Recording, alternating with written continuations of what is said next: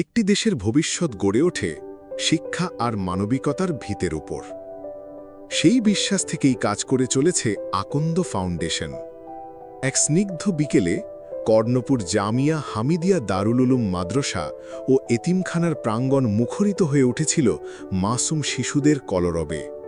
এই সংবর্ধনা ও দোয়ার মাহফিল ছিল স্নেহ আর ভালোবাসায় মোড়ানো এক আবেগ ঘন মুহূর্ত। এই ছোট মাসুম শিশুদের একরাশ দোয়া আর ভালোবাসাই ছিল আজকের দিনের সেরা প্রাপ্তি।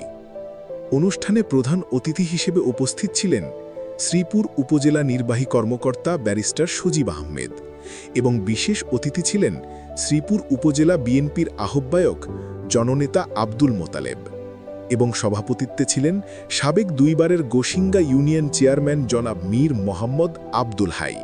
প্রধান মেহমান হিসেবে উপস্থিত ছিলেন আকন্দ ফাউন্ডেশনের প্রতিষ্ঠাতা ব্যারিস্টার জাহিদ হাসান আকন্দ।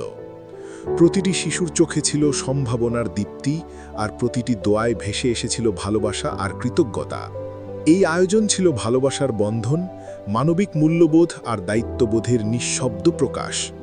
আকন্দ ফাউন্ডেশন ইসলামী মূল্যবোধের আলোকে বিশ্বাস করে শিক্ষা কেবল মস্তিষ্কের খোরাক নয়, বরং অন্তরের পরিশুদ্ধি।